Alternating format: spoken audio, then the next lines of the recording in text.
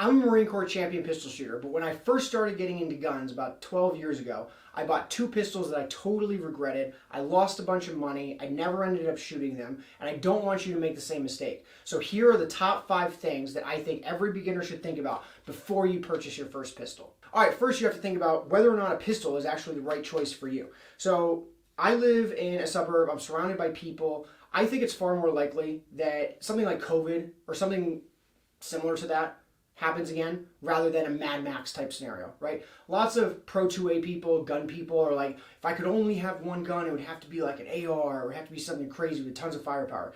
And I think it's really, for the vast majority of situations, it's far better to be able to gray man, it's called, right? Blend in, especially like if you live in a city or surrounded by people. If you ever have to go to the grocery store and you really feel unsafe, it would be really nice if you could be able to just, stick a holster down here, stick this in your holster, put on a coat, and then nobody knows you're carrying. So it's definitely something to think about.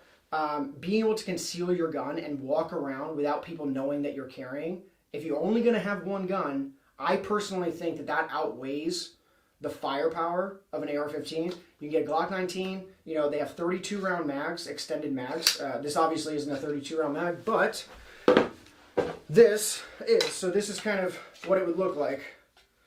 And that is a thumper. So you can get a lot of firepower in a small package.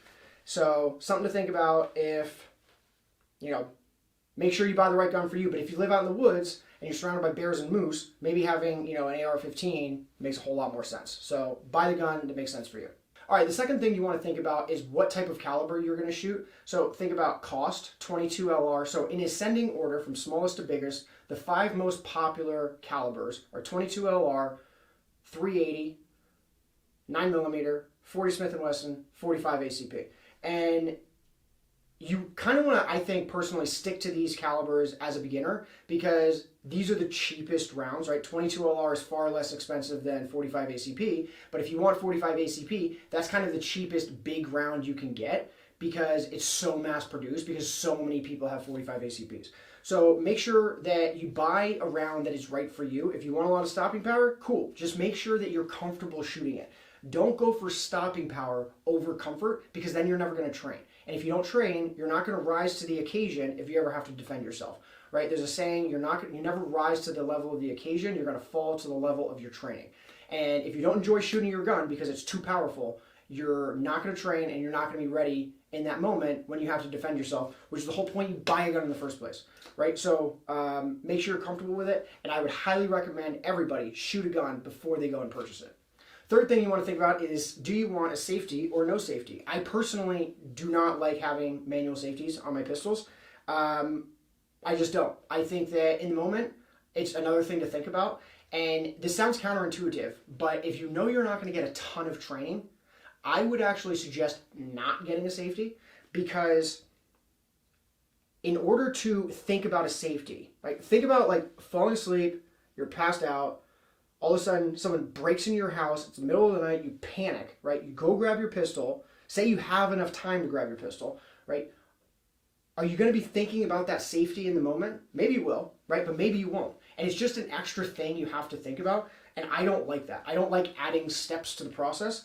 And it just simplifies everything. If once I put my finger on that trigger and I pull, it fires.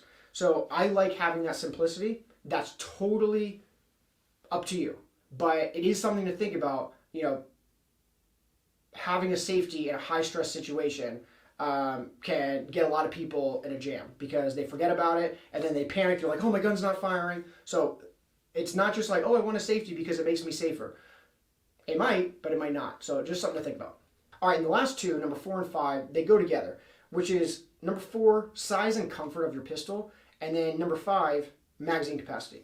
The bigger the pistol, the longer the grip. And the longer the grip, the longer the magazine. The longer the magazine, the more magazine, the more bullets you can fit in the magazine.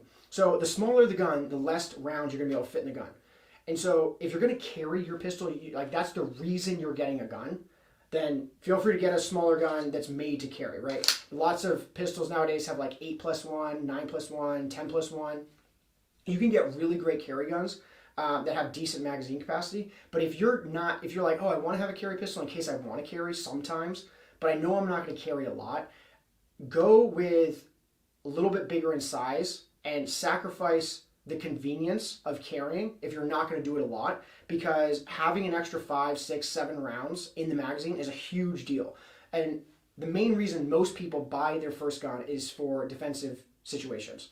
And if you're ever in a defensive situation, having 50, 60, 70% more ammo in your magazine is going to be a huge game changer for you. And it's going to be possibly the difference between life and death.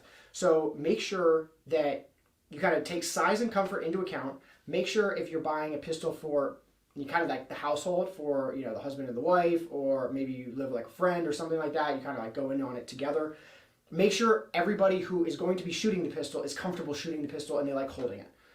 But also tie that in with magazine capacity. And remember, a Glock 19 has that 32 round mag, where it's going to end up looking like this, and that is a thumper. So if you ever want a small package with a lot of firepower, a Glock 19 is a great option. There's a couple other companies that do this as well that have extended 32 round mags. But yeah, that pretty much sums it up. So make sure that a pistol is the right choice for you.